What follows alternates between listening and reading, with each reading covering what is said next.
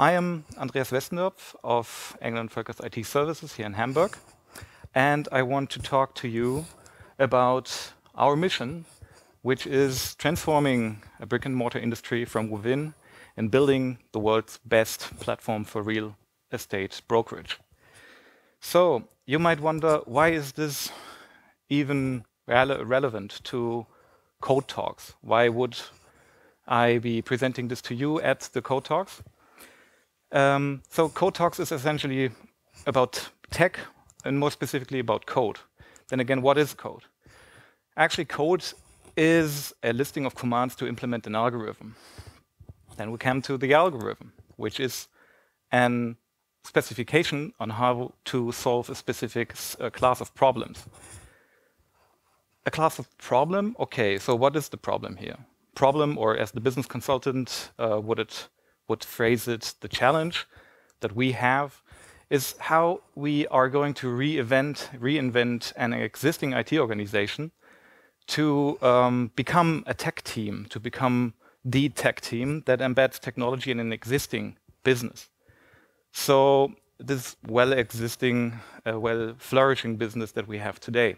And we want to go beyond that and unlock the non-linear growth in this business, which is usually or commonly phrased as the 10x. So let me show you how we do this at Engel and Völkers and what code we want to implement. You will see some listings of pseudocode in this presentation. Don't be too harsh with my coding style or with syntax errors, but at least I try to put in some code for you to implement organizational-wise. So, Engel and Völkers. You might have heard about us, you might have not. We're not specifically known in the tech community yet. Engel and Völkers is a business that has a long heritage. We have been around for 40 years now. We were founded in 1977. We are prospering since, so our business runs very well, and we do real estate brokerage. We do this from Hamburg. We're Hamburg-based. We operate in 35 countries around the world, over 700 locations on 4 continents, and we have over 9,000 real estate agents that are working for us globally. So we're kind of a big player in that market. We do this in 2 major business models. So you might know us for the franchise model, which is the small stores that you see in A-class locations and sites and neighborhoods where you see the Engel and Völkers store and can see exposés of premium real estate. However, we also have another business line, business operating model, and this is the market center model, where we own operations in metropolitan areas that have high transactional volume. So we are also running these businesses by ourselves. The major lines of business we have, you can see it on the bottom here, luxury residential real estate, commercial real estate, yachting, and aviation. So these are the lines of business that we are doing currently. So much, so good, so boring maybe. So what is real estate brokerage after all? What does a typical day of a real estate agent look like? In the end, when it's about brokerage services, not specifically for the real estate market, but in general, there are 3 players. So one being the one who, the seller or leaser who has something, a property he would like to offer, he or she would like to offer. The other one major player being the buyer or the renter who has a demand for that property. And then the person in between, which is the agent. So clearly there's these properties and investing capacity on the other side. Both turn to the real estate agent, and the real estate agent then has a framework, a set of processes, a network that he or she can reach out to, and a back office that supports him or her to create a presentation of the property, which we usually call the exposé. This is what you see in the in the shops, the presentations there. And what happens then is the real estate agent, together with its network, creates a valuation of the property, which is quite a difficult process because there is no simple rule or an objective price to a property. Every property is individual, and distributes that expose among its network. Through this distribution process, the real estate agents then find a seller for a buyer, or the buyer for a seller, so a matching is being done. And if the matching is successful, negotiation process starts, and they negotiate the best price for the property. Then they turn to the notary, and when the signature is dry, everybody is happy and they enjoy champagne. So that's the basic business model. So far, so good. There's a lot of buts to it, a lot of negative sides that we see that are in this very conventional business model. There's a lot of paper-based workflows currently, transparency in the market, and also on the value add of the agent. It has a lot to do with manual processing, with non-digital communication. So the whole process suffers from digitization and gives customers a pre-internet era experience. That is something that we all know. Usually people are not in the situation that they would have this experience every day, because nobody, or most people, don't buy or sell houses every day. However, so we are common to that somehow. However, we think this can be better, way better. So this is not exactly what you would consider a tech business. However, we think otherwise. Well, no, this is a tech business, because the processes that are there, we are currently already improving them. We are driving the productivity of them. We are digitizing these processes, and the products you see here, or the apps or applications, or however you would call those, they already are existent today. So these are the things, you see this marketing pictures now here, but these are the things that we currently already have developed and are, have rolled out or are about to roll out. These are existing already. But this is only about productivity, and we want to drive this even further. So this is a rather well-established business model. It has been there for centuries and decades. People are used to it, so why change anything?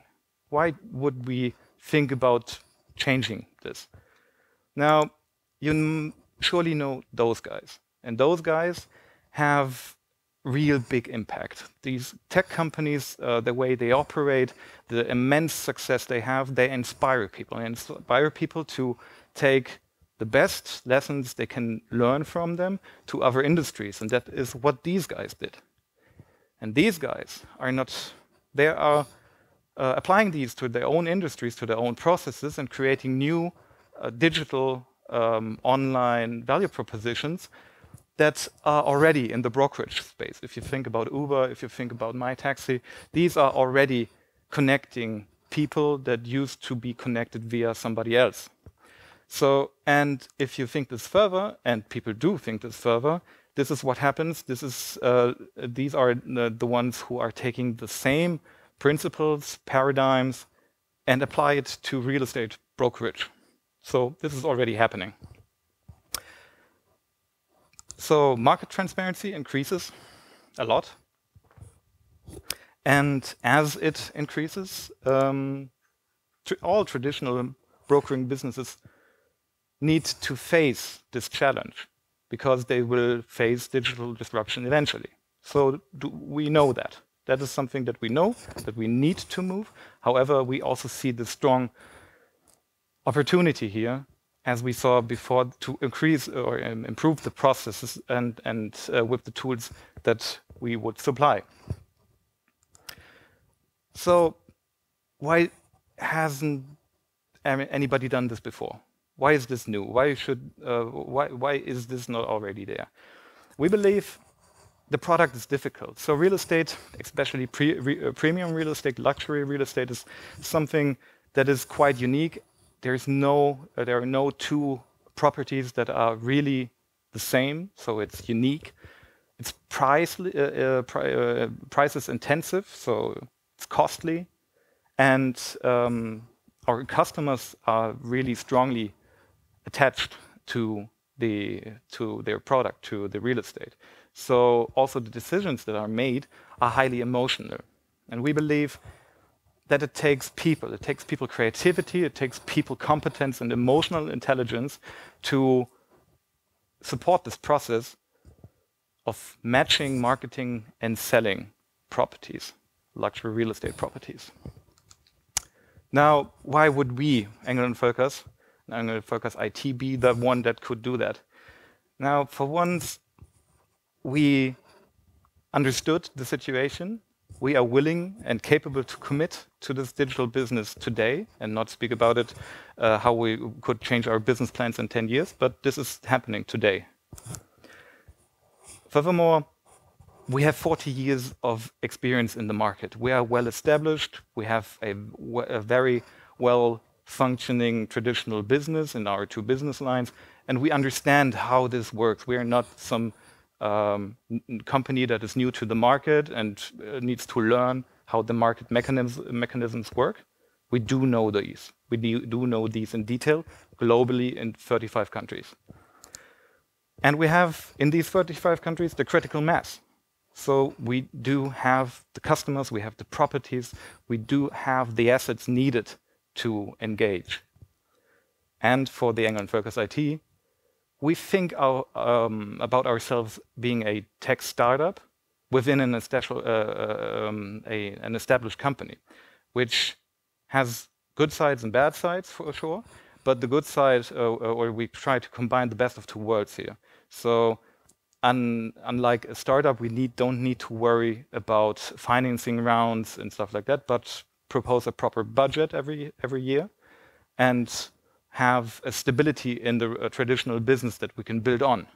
However, also what comes with that is there is organizational and technical debt that we need to deal with. But we know that. So the ENV technology vision is to provide the best technology platform of digital value propositions in the world, meaning that we want to enhance the agent's productivity. We believe there will be, also in 5 years, also in 10 years, there will be agents doing the brokering of real estate. And we want to improve their efficiency and productivity by automation of regular processes, administrative processes and such. We are directly connecting customers, short-circuiting, and we also want to create new business with digital products that we launch into the market and create primary external business value within the network of Engel and Völkers and beyond. So, you know that schematic? So the players are the same, but the business or the approach is something different. So in the center of this new approach, there's a platform that we want to provide, develop, and operate. And on this platform, all these traditional processes are being digitally supported. So presentation, valuation, distribution, and negotiation is something that we can put on this platform and support digitally. Everybody goes to this platform, and everybody has instant benefits out of this. So in the end, when a specific process of selling or buying a property is finalized, they go again to the notary and everybody drinks champagne again. So this is our platform that we are developing, and it brings a lot of advantages. We have less overhead, we automate a lot. We use data that is there, that has been there for 40 years and is now being used to generate insights into the markets and into price predictions and such. We are changing analog communication to digital, which gives us a strong lever on lead times and improves the speed of business. And overall, the whole experience for the customer changes. It changes from the pre-internet experience to a cloud era experience. Now, okay, this is what we want to do. And now I told you I wanted to show you some pseudocode on how we are going to do it internally. So first of all, you need to rethink your organization. Typical traditional IT organizations don't work well when confronted with that kind of challenges that we are facing today. So basically what you want to be sure is that the organization that you put in place is aligned with the overall process, what you're doing. And software development, software engineering, is not a production process, it's a design process. It takes people's creativity, and software is never finished. You evolve it, you develop it, and it evolves, and until it's decommissioned, it never is never finished. So also organizational designs are never final. Main thing behind this is you need to reiterate your organizational structure and basically develop the organization as you would develop software. Meaning, we build an MVP for our IT organization. Our MVP starts inside out with the team. This is the team that is focused, that is dedicated to a certain product, and this product is dedicated to a certain group of our users. So this team has a product owner. It's very important because the product owner owns the product, and kind of obvious. And by owning the product, there's a lot of also intrinsic motivation going with that, what we'll cover this later on, intrinsic motivation. So product owner, and the team has two sides. It has a product side and an engineering side. The product side of the team defines the what. What is the actual story? What do we need to do? The engineering side defines how are we going to solve this. It's the how that they define. Product doesn't interfere with the how. Engineering doesn't interfere with the what. So they mutually respect each other's autonomy. So that is a product team. We have this specific product team, and product teams have those sides and are embedded in an architecture that creates platforms. So products are dedicated to platforms. We currently have 4 platforms that we see as the that represent our customer base, being the agent platform, the customer platform, internal platform, and the data platform. So in these platforms, there are multiple product teams. And these product teams are autonomous, meaning they take full end-to-end responsibility, accountability, and ownership of their products. They create their products, they own their business case, they also own their budget. That is very important. However, they can freely decide how they want to implement stuff. However, for reasons of efficiency, we also created 2 teams that are capability-oriented teams that supply services to product teams. That is the infrastructure team and the service desk team, both being very important as they give a common platform as a foundation, technical foundation that products are built on, so CI, CD tool chain, the cloud hosting environment, everything like that. And the service desk team giving or supplying a single point of contact for users to contact, available 6 days a week, and giving this service to the product team. The product team is encouraged to use these services, but may decide otherwise. So they are free to choose, okay, we don't want to go with the GCP, we want to go with AWS. However, there must be good and strong reason and rationale behind that. But in the end, ownership stays with the product team. Also for the support side. So if there's a product that has only, 5 users, and it's not really necessary to supply 6 times 8 availability in the single point of contact, so the hotline, then they might decide, okay, we don't need to enable the hotline to supply support for this. because we do it ourselves. It's only business hours, so we can handle that. It is up to the product team to decide that. Beside technical topics, we also installed teams for non-technical topics, but that are very important. It's for community management, finance management, business partnership with other business units, and for the topic of security, which gives guidance on how to integrate security aspects in such a decentralized product-oriented organization. We're also already thinking about how the future will look like, because this is kind of a structure that gives good product orientation, but not necessarily like topic orientation. So, for example, every front-end developer or back-end engineer, they are also in need of some community to exchange in. And that is where we see the communities aspects. And this is basically the next step that we're going to take. So this is our blueprint for the MVP of our organizational structure. However, it's an MVP. So it is, one thing is for sure, the organization in 6 months will look a little bit different than this, and in a year will look like different than in 6 months. That is for sure. So, second code that I want to encourage you to apply in your organization, how to apply Agile. So, Agile is a cultural build process. It's not only about team internal mechanics as Scrum or Kanban, that is how you would work a team internally, what method you use, but it's a lot about culture and what culture is fitting to your organization. So you need to start and write this, like a tech manifesto, a statement on your beliefs and your core values for your organization.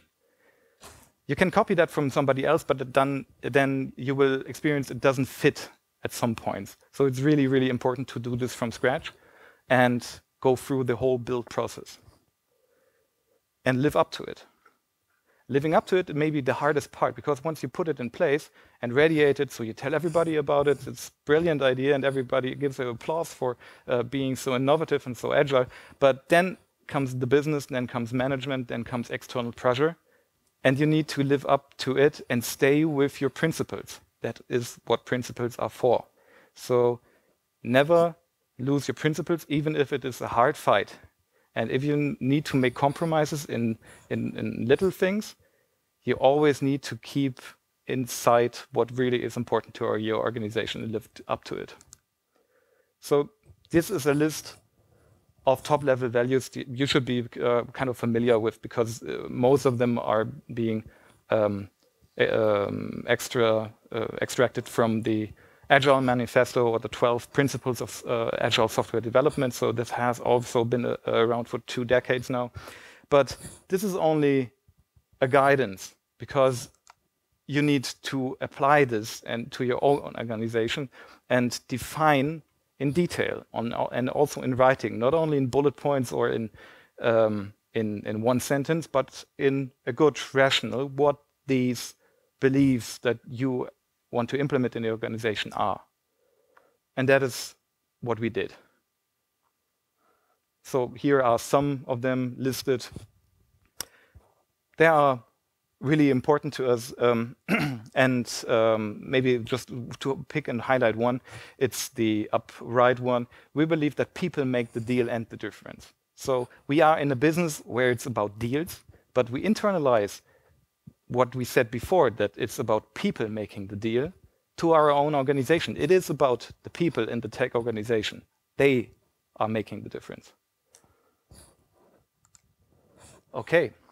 So for the third code, I like to emphasize, and I want to recommend to you, it's about creating ownership and how to create ownership. What is ownership? Ownership is when people dedicate themselves to what they're doing, when they commit themselves, have fun, and really live the things they do at work with emotion. So that is really something that, and that is scientifically proven, that people, or the results out of these out of processes that people that are really committed and show ownership have are the best. Those are the game changers. So we want to implement that. We want to have ownership, and that is something that this guy really elaborated a lot on. You might know him, maybe not. That is Dan Pink. And Dan Pink wrote a brilliant piece of literature. That is, the book is titled Drive, just like driving. And this is something that I recommend you to read because he elaborates and scientifically proves how you can implement ownership by implementing intrinsic motivation in people. In his concept, intrinsic motivation is something that that needs three major components to actually evolve. First, purpose. People need a meaning in what they are doing every day at work, but also at home.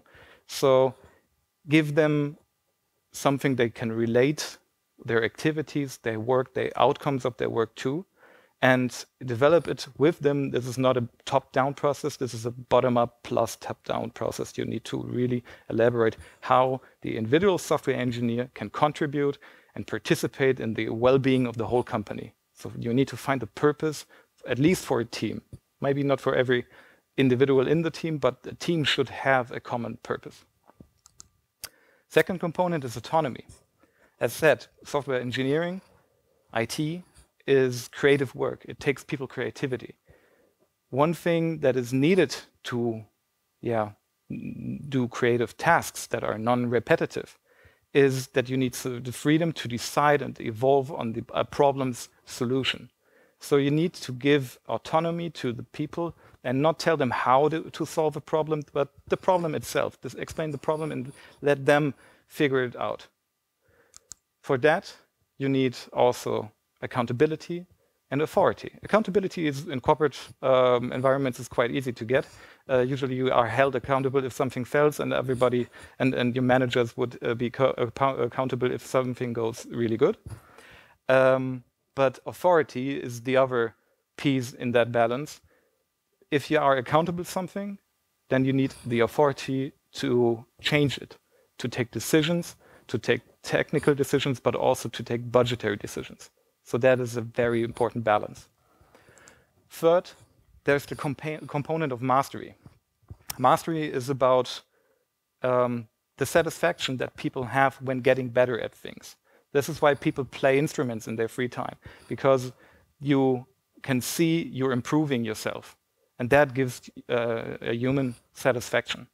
This is something that is, everybody knows that from private life, but we need, as an organization, to be able to implement that in the company. So give people the opportunity to improve themselves. These three components are tied together by trust. Management needs to trust their people. There is no sense in not trusting your people. And as Lee Iacocca said it in the 80s already, I hire the best people, or I hire brighter people than me and then get out of the way. That has been repeated a lot of times, but it addresses a common management ego problem. That is, I as a manager would make myself unnecessary if I hire people that are better than me. That's a real problem, because then you end up, as they say, A people or B people hire C people, A people hire A people.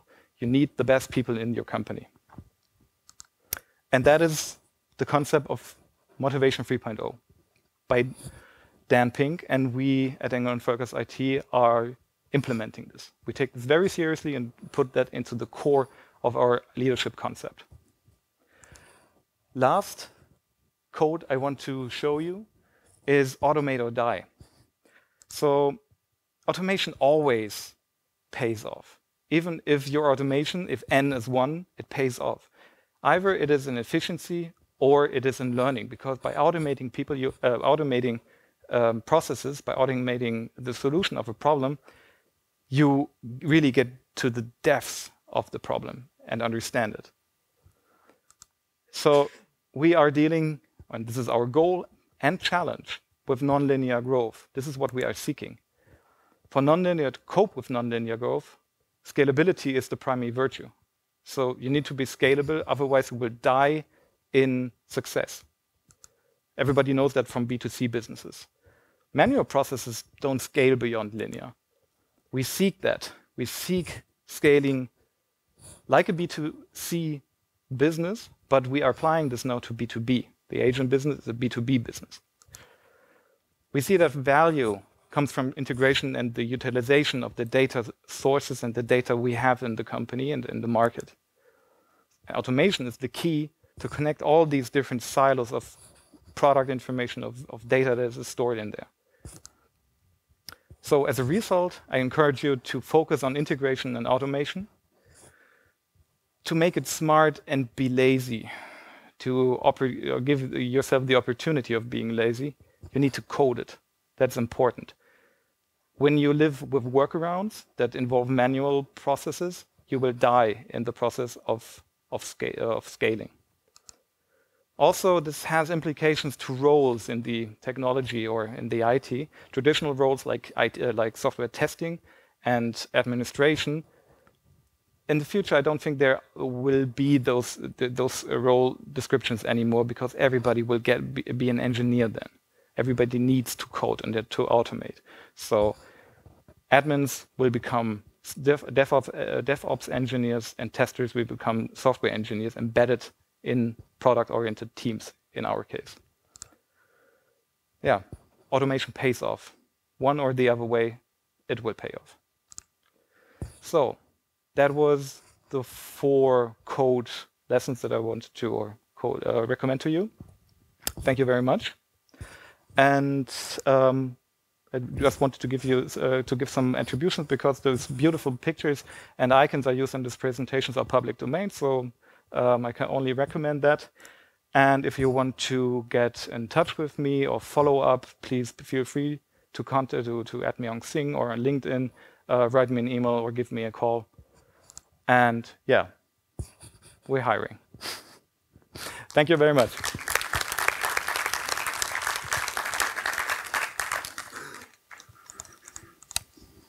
Thank you, Andreas. Are there any questions in the audience?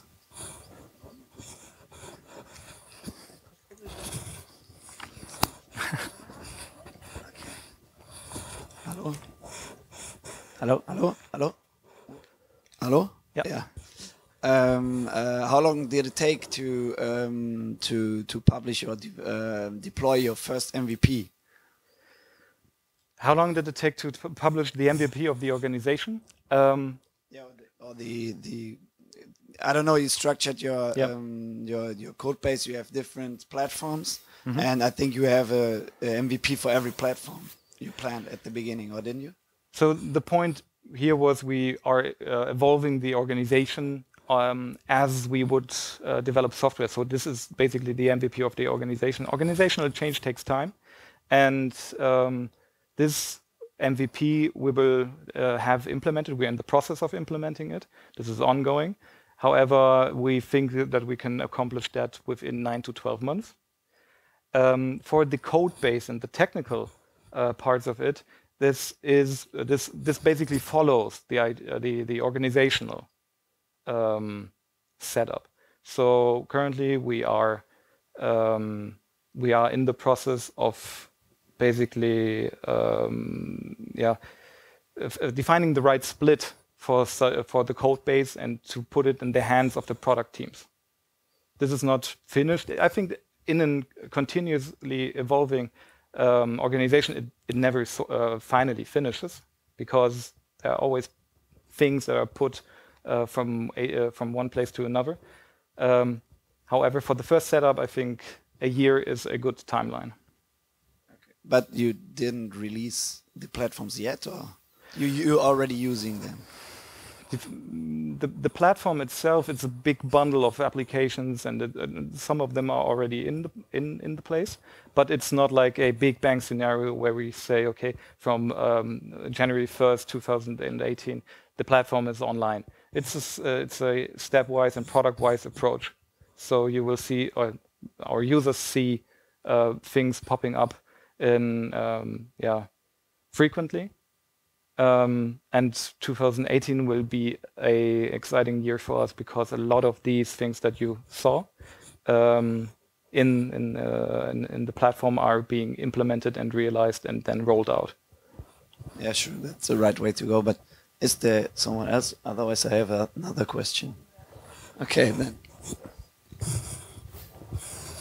Self-organized audience.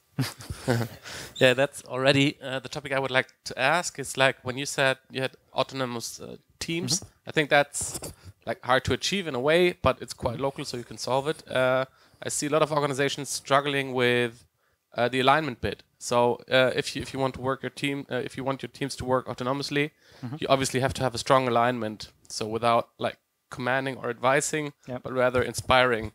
And I see a lot of experienced organizations, let's put it like that, are struggling with that bit because that's affording a level of leadership and communication that's not necessarily available.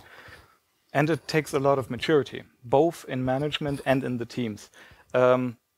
I've seen that too. I saw that before becoming the managing director of Engel and Völkers IT. I was working at other companies and also as a consultant, and I saw that especially large IT organizations suffer from that because autonomy can become chaos at some point. Now, the good thing here is that this is one of the paradigms that we are putting our users in the center of our attention. So focus on the user. Focusing on the user means the product needs to focus on the user, and having dedicated teams for those products gives good alignment in that sense to the business, because we are solving the problems that really come from the business. And there is dedication for that, because product orientation, the main sense behind this is to keep distraction away from the product teams. So that is alignment to external product and business needs. Internally, within the organization, there is a lot of alignment also between the different products. I think we have there's no perfect answer to this organizational issue. However, I think we have two main conceptions or two main ideas on how alignment within works. The one being the product alignment. So we have a set of product owners that own their products and need to identify overlaps and gaps in the overall product portfolio. And on the other hand, we have those communities. So we don't not yet have those, but we are thinking about implementing these to have a common ground in a community to exchange how we do things. So this is basically the two. Maybe I should rephrase my questions, because I know you explained how you solve that problem, how to achieve things. But I guess what I'm looking for is what to achieve. That's what I meant by alignment. Okay. So, like strategic midterm goals, and there are different put in a form that you can actually kind of operationalize it. There are different methodologies to use here. So you need this can be seen inside out from the organizational point of view, or outside in. So we need something to be in alignment. I'm very fond of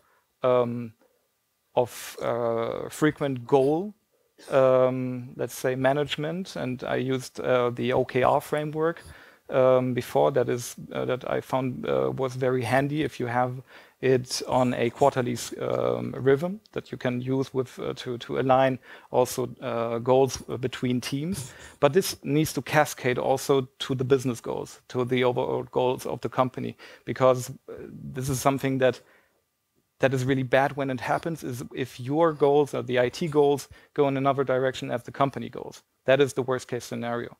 So you need to do both, like outside in alignment, inside out alignment, and I think OKRs are a pretty neat tool to use.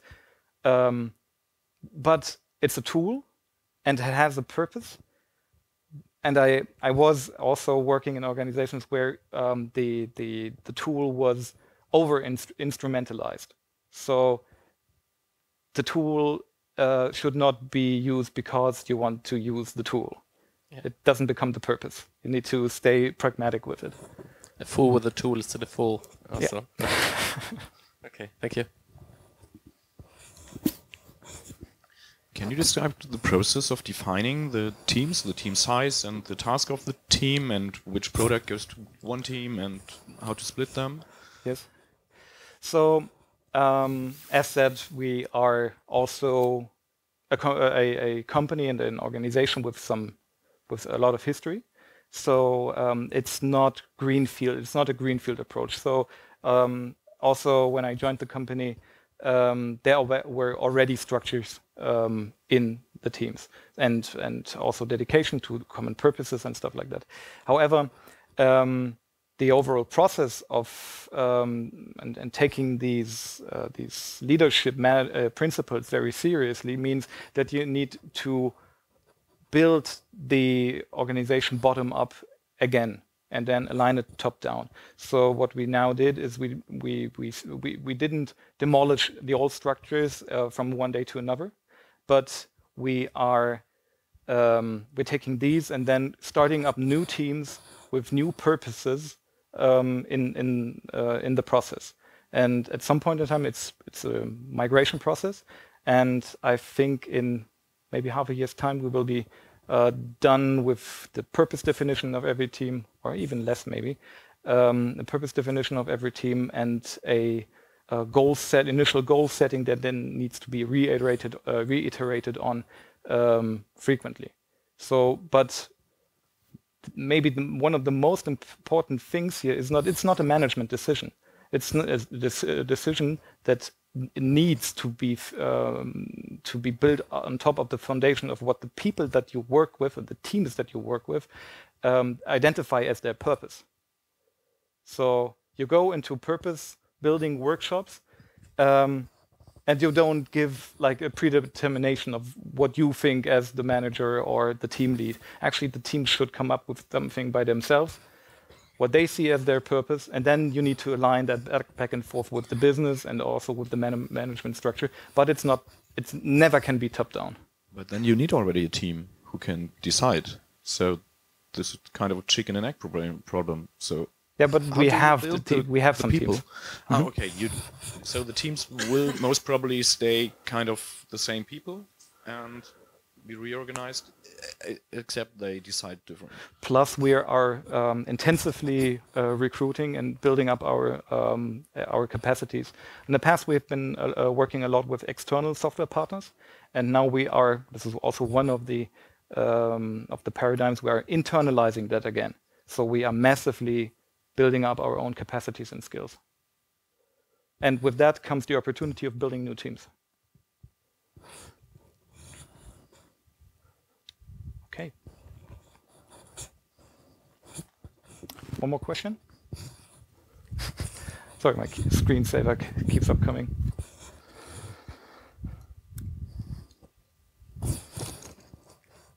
Mm-hmm. Yes?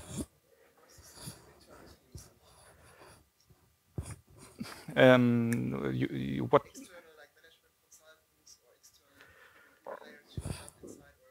For this change? Yes. External ratio now 0. Because I believe, I've been a consultant myself, and I believe when it comes to solving organizational, the core issues in organizational setups, external consultancy cannot help you figuring out what the problem is. You cannot outsource that kind of a problem. It's way too close to the heart of the business. So there are brilliant, really good practices that you can apply. You learn a lot from the tech community, from everything that makes other tech companies really successful, be it Spotify, Netflix, Amazon, Google, all those companies that share their experiences of the last decade generously with the whole community. One of the most important things is here, I think, is to read those. Read and learn, apply in your own organization, and then also learn why this doesn't work, that Google schematic wouldn't work with us, and also there are cultural differences. remote teams and a lot of complications with that.